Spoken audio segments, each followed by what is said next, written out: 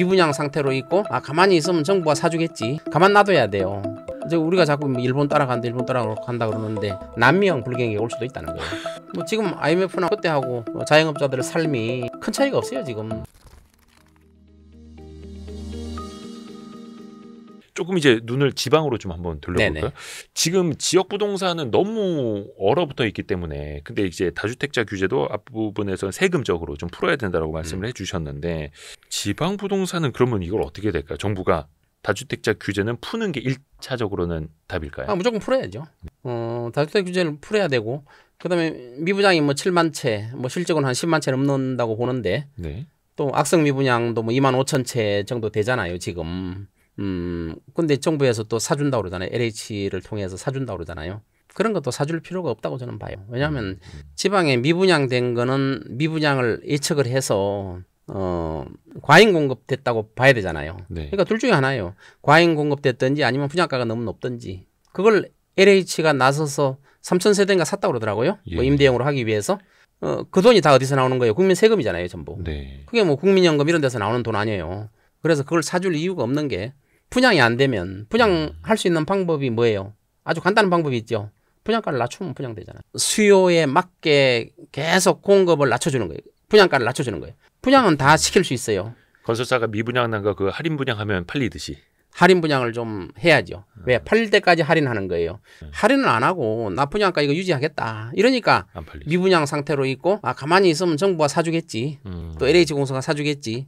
이렇게 생각하고 있는 게 바로 문제가 있다는 거죠. 그거는 정부에 기대하는 게 너무 크다는 거죠. 가만 놔둬야 돼요. 예를 들어서 서울도 마찬가지예요. PF 문제를 터트리면 기존에 그 개발하던 주택이 부도가 나가지고 나올 거 아니에요. 네네네. 그럼 누군가 싸게 사가지고 분양가가 또 싸진단 말이에요. 네. 그거를 못하게 막지 말고 그냥 싸게 분양할 수 있도록 놔두라는 거예요. 지방도 마찬가지예요. 지방도 아파트가 분양 안 되는 이유는 분양가가 너무 세기 때문에 분양 안 되는 거예요. 분양될 때까지 가격을 낮춰봐요. 분양 다 돼요. 다 돼요. 근데 분양가를 안 낮추잖아요. 안 낮추고 나는 손해는 한 푼도 못 보겠다. 사업을 잘못했으면 손해 봐야죠. 나는 손해를 한 푼도 안 보겠다. 이거 분양가대로 정부에서 사줘라. 그냥 기다리고 있는 거예요. 근데 정부가 또 사줘요 또. 그걸 왜 시장 사주냐. 원리에 맡겨야 되는데. 네, 시장에 맡겨야죠. 시장에 맡기면 앞으로 저런 도덕적 해이는 나타나지 않아요. 그냥 때려 지어 놓으면 나중에 정부에서 보완해 주겠지. 그래서 지방에 때려 지은 거 아니에요. 네. 수요가 없는데도. 예. 아니면 분양가를 싸게 하든지 싸게 못할 것 같으면 짓지를 말든지 그냥 뭐 도덕적 해이가 나타나서 그냥 무조건 지어놓고 분양 안 되면 지금 경기가 어려워지니까 정부가 나서야 된다 이러고 있지 말고 싸게 분양하면 되는 거예요. 싸게. 손해보는 건 또 싫고 근데. 네, 싸게 분양하면 되죠. 개발업자들 입장에서 보면. 할인 분양하면 무조건 돼요.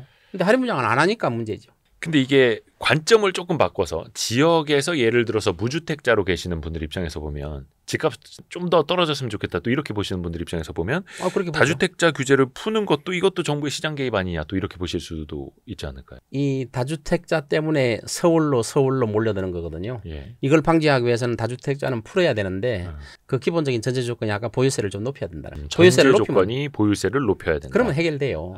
다주택자 얼마든지 사게 만드는 거예요. 그 보유세가 높으면 얼마든지 살 수가 없게 돼 있어요. 그러니까 다주택자를 그냥 악마화할 게 아니라 악마화할 게 아니죠. 집을 10개 사든 20개 사든 보유세 많이 내시라. 그러면 된다. 집을 많이 사는 걸 규제하는 건 공산주의죠. 토지거래 허가제의 공산주의죠. 그래도 못하게 하고 집 맘대로 사게 하는 것도 못하게 하는 거는 공산주의. 근데 보유세를 낮으니까 그런 현상이 생기는 거예요. 보유세를 높여가지고 맘대로 사게 만들어야죠. 근데 앞에서 말씀하셨던 것처럼 취등록세 낮추고 양도세 낮추되 그렇죠. 대신에 보유세를 낮추고. 많이 높이고 보유세를 많이 높여야 돼요. 거래는 활발하게 되되 네. 갖고 있으면 부담이 생기게끔 많이 갖고 있으면 더 부담이 커지게끔 집값이 안정되게 돼 있어요. 무조건 안정돼요. 근데 그거를 정책 담당자들이 모르느냐? 알아요. 안 하는 거죠. 시장 떨어질까 봐. 떨어질까 봐. 우리나라는 정책을 시행하는 분들이 고가 주택을 갖고 있는 분들도 있고 또 정치하는 분들도 이번에 대부분. 그 대선 후보들 나온 거 보니까 재산이 많더라고요. 재산이 많아요. 그리고 재산도 많고 이런 상태에서 집값을 떨어뜨리는 정책을 한다.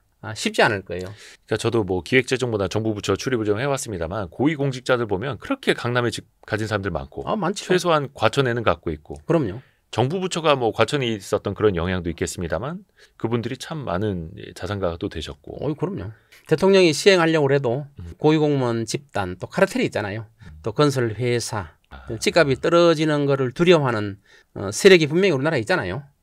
그런 세력이 있기 때문에 정책을 시행하기 쉽지 않은 거예요. 그래서 과감한 정책을 펼 수 있는 지도자가 나타나야. 근데 그 이해관계뿐만 아니라 혹자는 이제 카르텔이라고도 부르는 그런 이해관계뿐만이 아니라 앞에서도 이야기했습니다만 전 국민 자산의 70%가 부동산이니 이거 한번 잘못 건드렸다가는 진짜 나라 망한다는 얘기가 나올 텐데. 그래서 네. 아까 10억 밑에 부동산을 가지고 있는 분들은 재산세를 대폭 낮추거나 없애줘도 되는 거예요. 그런 제도적으로 만들면 되잖아요.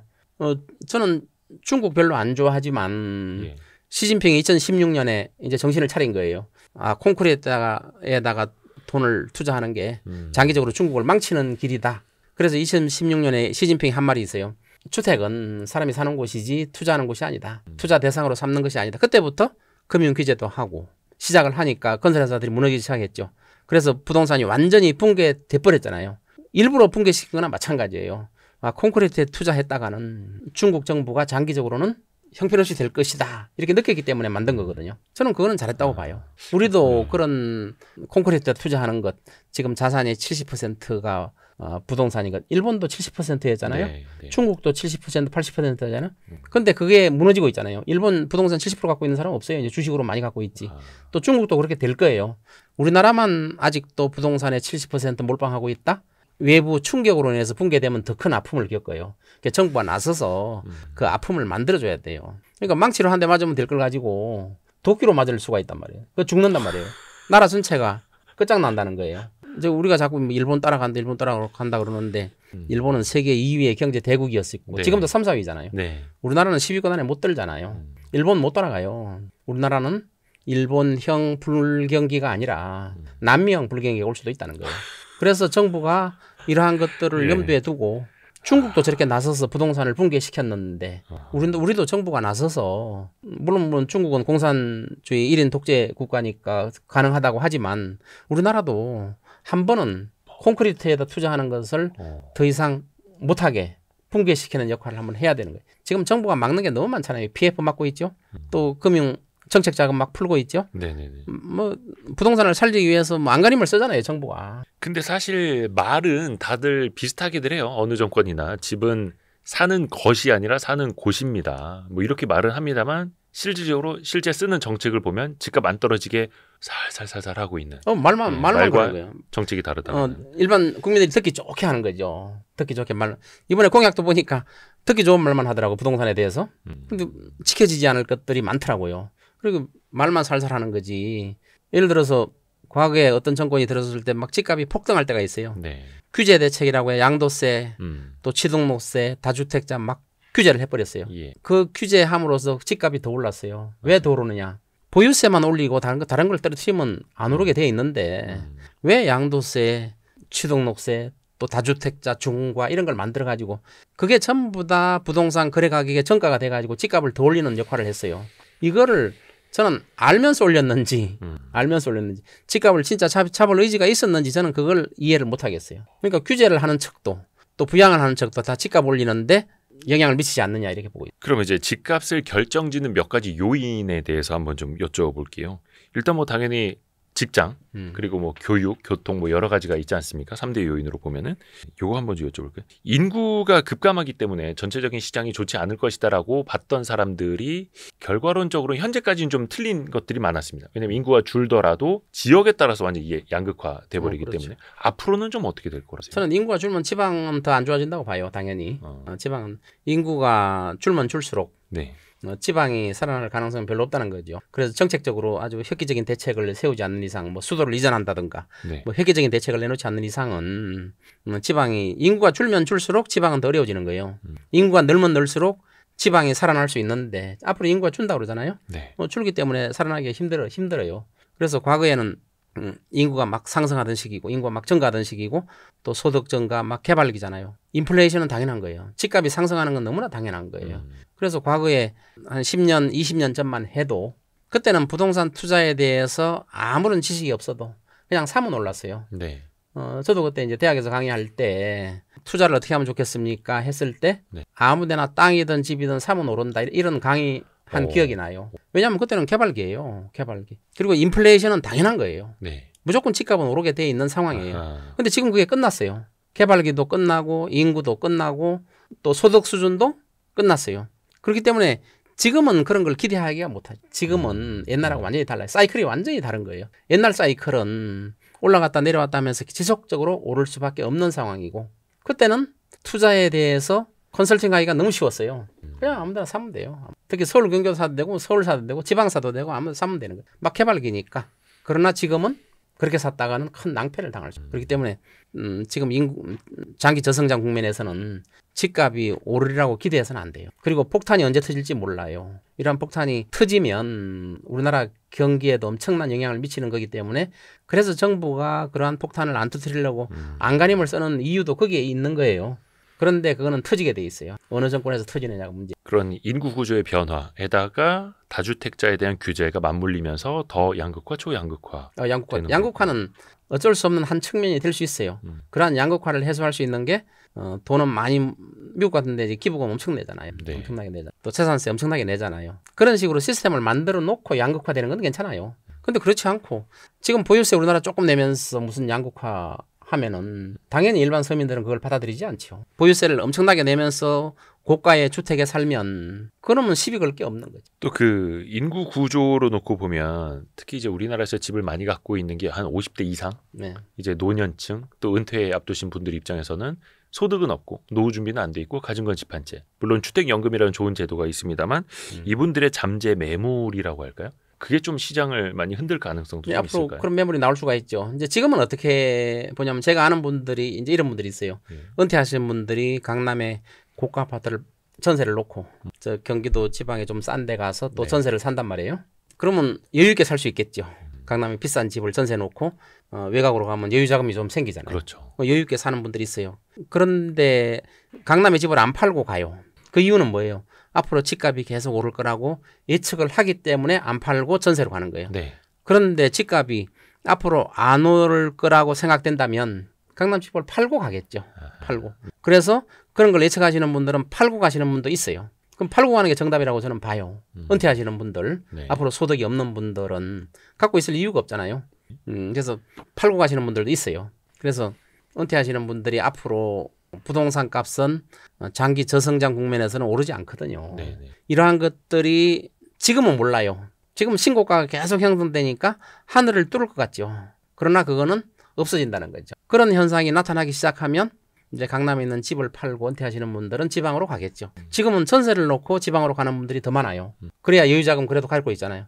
근데 집값이 떨어진다면 팔겠죠. 그러면 강남에 대한 매물도 많이 나오기 때문에 강남 집값도 떨어질 수밖에 없는 거지. 어차피 전반적인 집값은 과거처럼 그렇게 오르지 않게 되어 있어요. 전반적인 집값. 지금 우리나라는 사실상 뭐 경기 침체나 마찬가지예요. 뭐 지금 IMF나 뭐 그때하고 뭐 자영업자들의 삶이 큰 차이가 없어요 지금. 그러니까 침체가 온 거나 마찬가지인데 물가는 오른단 말이에요. 지금 침체는 오는데 물가가 오르는 그 이상한 현상이 나타나잖아요. 네. 이걸 갖다 스태그플레이션이라고 그러잖아요. 더 안 좋은 네. 현상이잖아요. 예. 이런 현상들이 굉장히 안 좋은 현상이기 때문에 지속될 수가 없다 이거죠. 부동산 값도 지속될 수가 없다. 그 서울을 두고 많이들 하는 이야기가 더 이상 집 지을 곳이 없다. 서울은 더 이상의 공급도 어렵기 때문에 아주 한정적인 자원 그게 곧 부동산이다. 그래서 인구 구조가 달라지더라도 고령화가 되더라도 이곳에 대한 수요는 최소한 공급보다는 더 뒷받침될 수밖에 없다. 이렇게들 이야기하거든요. 거기에 대해서는 어떻게? 공급이 자꾸 부족하다고 그러는데 예.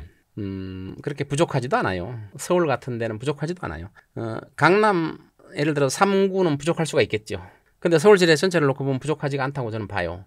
아까 제가 우리나라 순자산을 가지고 있는 분들이 전체 가구의 1%라고 그랬잖아요. 22만 가구가 있잖아요. 22만 가구가 서울만 있는 게 아니라 전국에 있는 22만 가구라는 말이에요. 네. 그러면 그게 수요란 말이에요. 실질적으로 수요.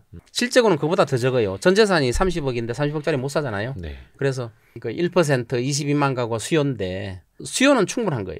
공급을 늘 이유가 없어요. 공급을 늘 이유가.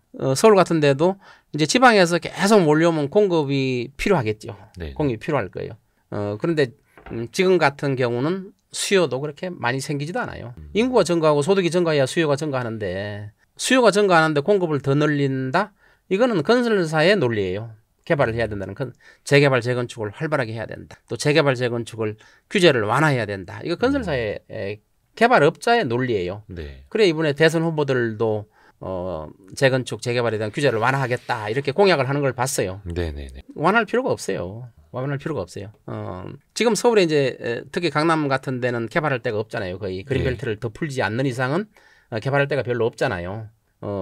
재개발, 재건축뿐이 없잖아요. 네. 그래서 이걸 뭐 완화해야 된다 하는데 나중에 큰 재앙이 될 수도 있다는 거 완화시켜가지고. 이게 재앙이 될 수 있다라는 거는 재건축 재개발을 이제 완화해서 공급이 더 많이 늘어나면 집값이 더 빠르게 무너질 수도 있다 이런 취지일까요? 그런 것도 있지만 예. 이 재건축이라는 거는 한계를 가지고 있거든요. 예. 재건축은 무제한 재건축을 할 수 있는 게 아니거든요. 아하. 우리나라 지금 재건축을 하는데 저도 이제 과거에 일기 신도시 할 때 분당에 가서 감정평가를 한 적이 있어요. 예. 그 논밭일 때 감정평가를 분당, 삼본, 일산, 평촌, 중동 네네네. 이제 감정평가로 다 다녔어요. 그때. 네. 그때 저는 그 집을 지을 때 그런 생각을 했어요. 아, 이거 살기가 너무 좋다. 이런데 아파트를 한 채 받아서 살면 너무 좋겠다. 했는데 저는 이제 분양에 자꾸 떨어져서 못하고 말았지만 근데 30년 지나니까 재건축을 한다고 그래요. 그래서 저는 지금 이런 생각이 드는 거예요. 아, 그때 분당이나 신도시를 개발할 때 30년짜리 아파트를 지었구나, 건설회사가. 이거는 부실공사가 아닌가 이런 생각이 드는 거예요. 왜 30년짜리 집을 지었지? 그때 지을 때 100년짜리 집을 지어야지. 아파트는 100년 이상 가게 집을 지을 수가 있어요. 그런데 30년 만에 또 재건축하게 만든단 말이에요. 지금 분당 또 재건축 한다고 그러잖아요. 네. 선도지구 해가지고. 네. 그러면 지금 20층, 30층 되는 걸 재건축하면은 층수를 더 올려야 되잖아요. 그렇죠. 분담금이 과다하게 낼 수밖에 없어요. 지금 뭐 분당 재건축하는데 분담금이 뭐 별로 안 나온다고 말은 하지만 입주할 때 되면 또 분담금이 굉장히 많이 나와요. 실제로. 서울도 뭐 분담금 안 나온다 그랬다가 분담금이 과다하게 나와서 입주도 못하게 하는 데가 있었잖아요. 분양하는 데가. 네. 분당도 그런 현상이 생길 거란 말이에요. 분당도 재건축할 수 있는 데는 빌라나 저층 아파트나 가능한 거지, 저층 주택이나 가능한 거지. 20층, 30층을 재건축한다는 거는 재건축 자체가 분담금이 과다하게 들어요. 그러면은 나중에 그걸 또 50층, 60층 질 거 아니에요. 네. 그러면 그 이후에 또 30년짜리 주택을 질 거 아니에요. 왜냐하면은 100년짜리 주택을 지려면 분담금이 엄청나게 내야 돼요. 튼튼하게 재야 돼요. 지금 잠실 123층짜리 또 63빌딩 이런 거는 100년 이상 갈 수 있게 지었거든요. 네. 엄청 튼튼하게 지었어요. 이거는 수익성 건물이기 때문에 질 수 있는 거예요. 매년 보수도 하고 돈을 많이 들어가잖아요. 보수가. 그러니까 가능한 거예요. 100년 이상 그런 거는 버틸 수 있거든요. 근데 아파트는 100년 이상 가게 지으려면 거기 사는 주민들한테 분담금을 과다하게 걷어야 돼요. 근데 주민들이 내려고 그래요? 분담금을 적게 내기를 원하겠죠. 네, 그러면 누구나. 또 건설회사는 어떻게 돼요? 30년짜리 아파트를 또 짓는 거예요. 그러니까 2025년 현재에도. 그럼요. 그때 제가 분당에 그 짓는 걸 보고 30년짜리 아파트를 짓는 걸 보고 이번에 또 30년짜리를 지을 거란 말이에요. 왜? 분담금을 적게 하기를 원하거든 주민들은. 그러니까 80년대 후반 뭐 90년대 초반하고는 건설 공법이나 여러 가지가 완전히 개발이 되고 발전하고 좋아졌습니다만 역시 지금의 건축비 구조, 지금의 분담금 구조로 봤을 땐 건설사가 100년짜리 주택보다는 역시 30년짜리 아파트를 지고 막 것이다. 10층 지을 때하고 20층 지을 때 30층 지을 때하고 층수가 올라갈수록 기하급수적으로 건축비가 올라가요. 그럴 수밖에 없잖아요. 예. 기하급수로 올라가게 돼 있어요. 그럼 나중에는 그 25층짜리는 한 사업성이 나오려면 40층, 50층 만들어야 50층 되고. 재야죠. 50층짜리 또 나중에 사업성이 있으려면 100층, 150층 재야죠. 나중에 손오공처럼 구름 위에서 살 수밖에 없잖아요. 나중에 한 200년 뒤에 재건축은 볼만하겠네요. 예. 그러니까 슬럼화 된다고 제가 하는 게 재건축을 못 하는 거예요. 비싸서. 만일에 아까 말한 것처럼 초부자들만 산다. 예를 들어서 이제 이런 게 하나 있어요. 그 뉴욕에 아까 내 초고층 건물 있다고 그랬잖아요. 비싼 아파트. 네. 그게 이제 미국은 공중권이라고 있어요. 공중권. 네. 공중공간의 일부를 사는 게 있어요. 그 80층짜리 아파트 그 앞에 그 저층 아파트가 있는데 예. 거기에 더 이상 청소를 못 짓게 공중공간을 사버리는 거예요. 네. 사는데 한 가구당 100억씩 내라고 그래요. 근데 부담 없이 다 내요. 부담 없이 낸다고요? 빌리언웨어들. 빌리언웨어들. 우리 앞을 가로막지 않게 만드는 공중권 취득 비용이 한 가구당 100억씩 내요. 근데 우리나라는 다양하잖아요. 예. 집 한 채가 전부인 분, 또 연끌해서 빚을 내고 사신 분, 또 100억 정도 낼 정도로 굉장한 부자도 있을 거고 다양하게 있잖아요. 네. 그러면 그렇게 할 수가 없어요. 재건축을 한다. 자, 집값보다 더 많이 내세요. 이제 초고층 지면은 그렇게 내야 되거든요. 그러면은 아마 하지 못할 분이 반 이상 될걸요? 나는 못하겠다. 그러니까 주민 동의율에서 차이가 또 나죠. 차이가 나요. 지금은 이제 분당 같은 경우는 그래서 분담금이 어느 정도 나오겠지만 그래도 참고 지을 수는 있을 거예요. 네. 근데 그 다음 또 30년 후에 어떻게 되느냐.